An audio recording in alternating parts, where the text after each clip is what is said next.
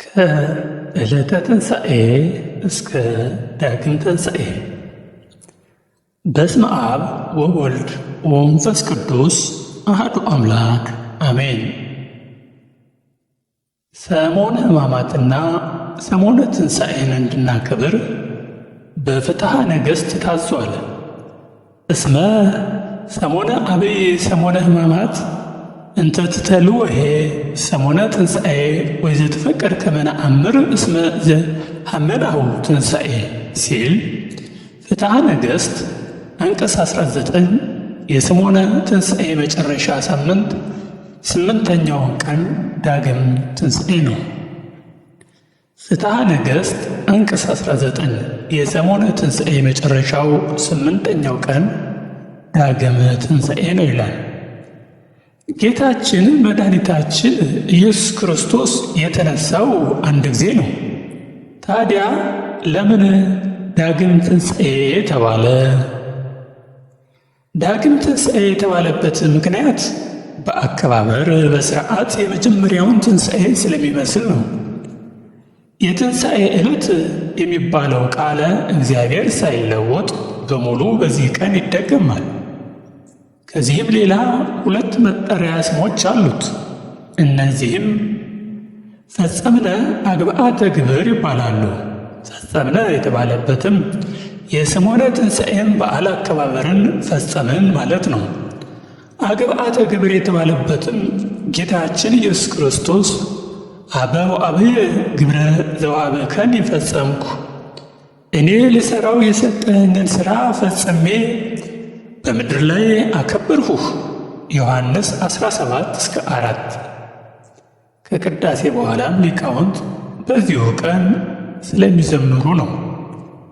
በመጨረሻም የሐዋርያው ቶማስ ምስክርነት የሚታሰብበት ነው። ደቀ መዛሙርቱ በዝግ ቤት ሳሉ ዳግመኛ ከ8 ቀን በኋላ ቶማስም ከእነርሱ ጋር ሳለ ደጁም ተዘግቶ ሳለ ጌታችን ኢየሱስ ክርስቶስ መጥቶ በመካከላቸው ቆሞ እንዴት ሰነበታችሁ? አስታርቃችኋለሁ አላቸው። 2 ሰዓት አልፎ ስለመጣ እምድኅረ ስሙን አለ እንጂ በ8ኛው ቀን ሲል ነው። በመጀመሪያው መገለጡ ያልተገኘው ሐዋርያው ቶማስ ትንሣኤውን አላመነም ነበርና ጣትህን ወደዚህ አምጣ፣ እጆችንም እመን እንጂ ተጠራጣሪ አትሁን አለው። ቶማስም መለሰ፣ ጌታዬ አምላኬ ሆይ አለ። መዳሰሱን ሲያይ ጌታዬ፣ ማቃጠሉን ሲያይ አምላኬ አለ። ገቡ መላእክቱ የዳሰሰች እጁ ሕያው ሆና በሕይወት ትኖራለች። በህንድ አገር ከታቦቱ ጋር በመንበሩ ላይ ያስቀምጧታል። በዓመት እመቤታችን በዓል በአስተሰርዮ ሊያጥኑ ሲገቡ የሚሾመውን ወጥታ ቀኝ እጁን ትይዘዋለች። ዓመት አገልግሎ ያርፋል። እንዲሁ በዓመቱ የሚሾመውን ተራምዳ ትይዘዋለች። እንዲህ እያለች ትኖራለች። ይህም የሚያስተምርን የጌታን ተአምራት የሐዋርያውን ሥልጣንና ብቃት ነው። ጌታም ቶማስ ሆይ ብታየኝ አመንክን? ሳያዩኝ የሚያምኑብኝ ብፁዓን ናቸው አለው። ዮሐንስ 21:24-29። እንዲሁም ከዕለተ ትንሣኤ እስከ ዳግም ትንሣኤ ባሉት ዕለታት በቅድስት ቤተ ክርስቲያንና የሚፈጸመው መንፈሳዊና ሐዋርያዊ አገልግሎት ልክ እንደ መጀመሪያው የትንሣኤ ሥርዓት ሆኖ ይከናወናል። ከትንሣኤ እሁድ ጀምሮ እስከ ሳምንቱ እሁድ ድረስ የሚገኙት ዕለታትም ሰሙነ ፋሲካ ወይም ትንሣኤ የተባሉ ይጠራሉ። የየራሳቸው ምስጢራዊ ስያሜም አላቸው። ስያሜያቸውን በአጭሩ እንዲህ ነው። ዕለተ ሰኞ። በዕለተ ሰኞ የትንሣኤው ማግስት ዕለተ ሰኞ ጸአተ ሲኦል ወይም ማዕዶት ትባላለች። ይህችም ጌታችን በትንሣኤው ነፍሳትን ከሲኦል አውጥቶ ወደ ገነት አሻግሮ ለማስገባቱ መታሰቢያ ናት። ዮሐንስ 19:18፣ ሮሜ 5:10-17። ሁለተኛው ቀን ዕለተ ማክሰኞ ነው። ይህች ዕለት ለሐዋርያው ቶማስ መታሰቢያ ትሆን ዘንድ ቶማስ ተብላ ትጠራለች። የትንሣኤው ዕለት እሑድ ማታ ጌታችን በዝግ ቤት ገብቶ ለሐዋርያት ሲገልጽ ቶማስ ከእነርሱ ጋር አልነበረምና በመጣ ጊዜ ሌሎቹ ሐዋርያት ትንሣኤውን ቢነግሩት እሱስ ግን ሳላይ አላምንም ብሎ ነበርና በሳምንቱ እርሱ በተገኘበት ጌታችን በድጋሜ ለሐዋርያው ተገለጸ። ስለዚህም ይህች ዕለት በሐዋርያው ቶማስ ስም ተሰይማለች። ዕለተ ረቡዕ ጌታችን ከሞትና ከተቀበረ ከ4 ቀን በኋላ ከመቃብር ጠርቶ ላስነሳው ለአልዓዛር መታሰቢያ ነች። በክርስቶስ ሥልጣን የአልዓዛርን ከሞት መነሳት አይተው ብዙ ሕዝብ በጌታችን ስላመኑ ዕለቲቱ ረቡዕ አልዓዛር ተብላ ትታሰባለች። ዮሐንስ 11:38-46 ዕለተ ሐሙስ ይህች ዕለት ከ5 ቀን ተኩል በኋላ 5500 ዓመት ሲፈጸም ከልጅ ልጅህ ተወልጄ አድንሃለሁ ተብሎ ቃል የተገባለት የአዳም ተስፋው ተፈጽሞ ከነ ልጅ ልጆቹ ወደ ቀድሞ ክብሩ ለመግባቱ መታሰቢያ ሆና የአዳም ሐሙስ ወይም አዳም ተብላ ትከበራለች።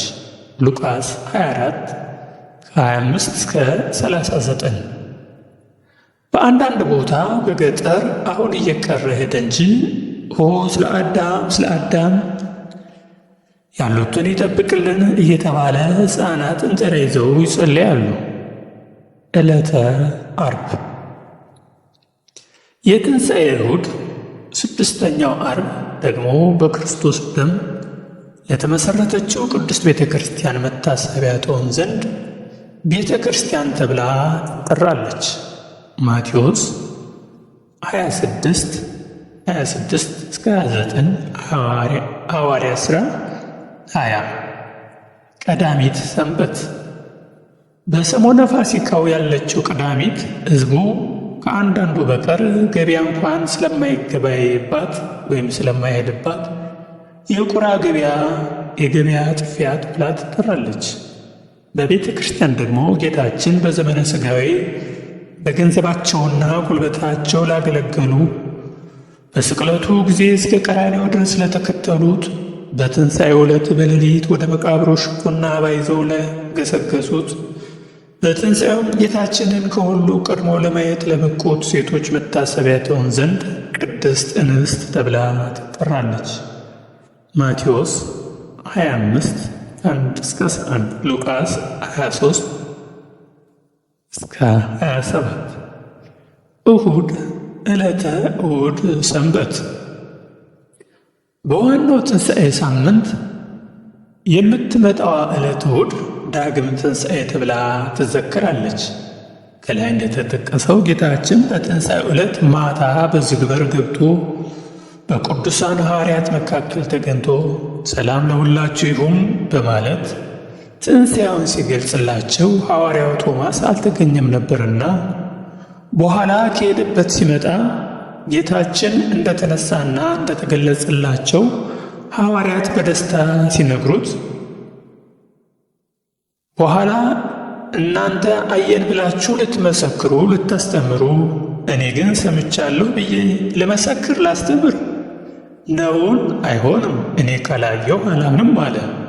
ስለዚህም የሰውን ሁሉ ይልቁንም የመረጣቸው የወዳጆቹን የልብ ሐሳብ የሚያውቀው ቸርነቱ ወሰን የሌለው የባሕርይ አምላክ መድኃኔ ዓለም ክርስቶስ ልክ እንደ መጀመሪያው ትንሣኤ ዕለት አበው ሐዋርያት በተዘጋ ቤት በአንድነት ተሰብስበው እንዳሉ በሩን ሳይከፍት ገብቶ ሰላም ለሁላችሁ ይሁን በማለት በመካከላቸው ቆመ።